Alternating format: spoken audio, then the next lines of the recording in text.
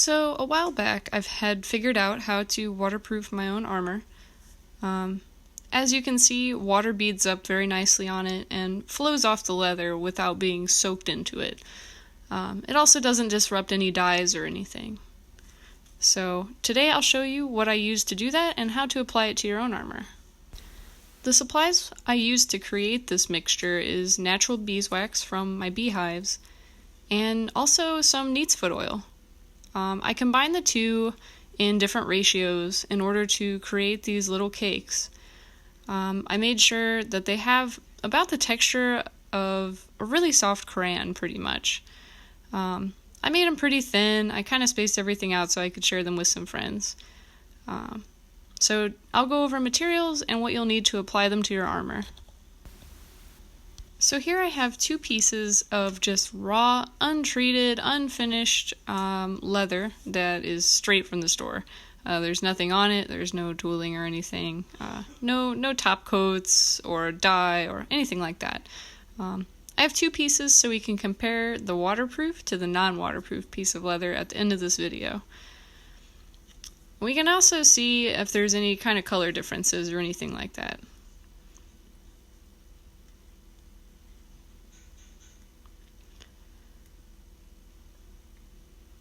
So the first thing I recommend getting is a wool dauber.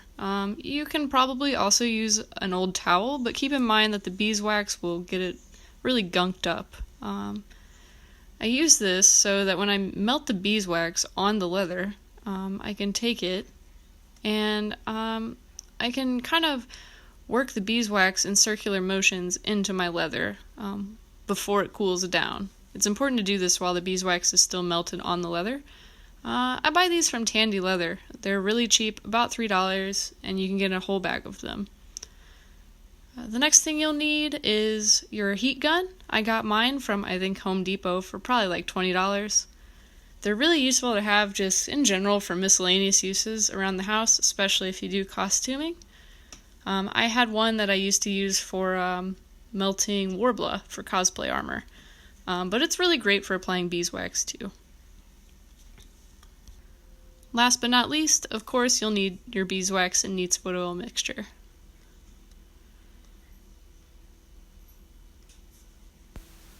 So first you'll want to take your piece of beeswax and use it to color your leather in, a little bit like you would a crayon.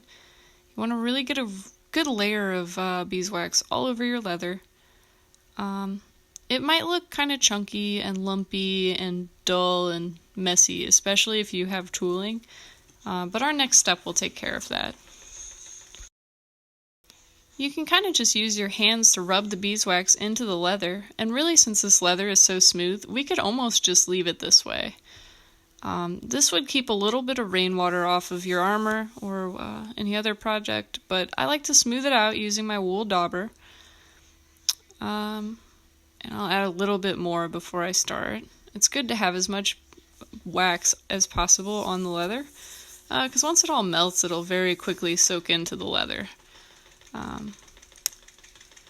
And you also don't want to leave any empty spots, or else you'll get water spots on your leather whenever it does get wet. There will be some areas that will repel the water, and others that will soak it in and it'll look kind of weird.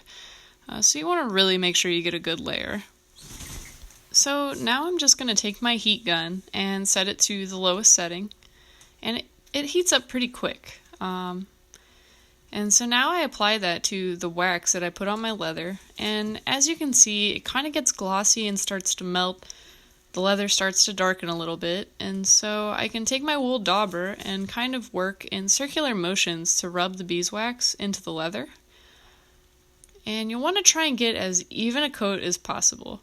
And if you feel like you missed a couple spots, you can always go back and add more beeswax after the leather cools a little bit, and then reheat it and rub it into the leather.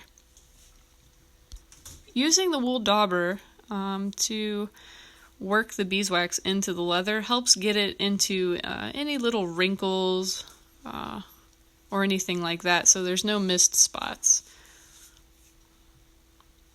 So here I'm adding another layer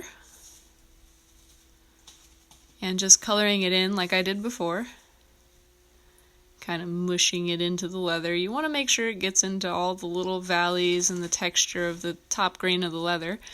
And then I'll just go ahead and reheat it back up.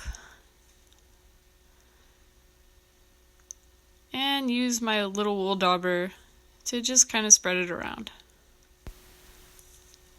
And, try to make sure you get it into all the little corners and little nooks and crannies. Otherwise, you can get kind of some weird water spots if water gets into your armor in certain places but is repelled in other places.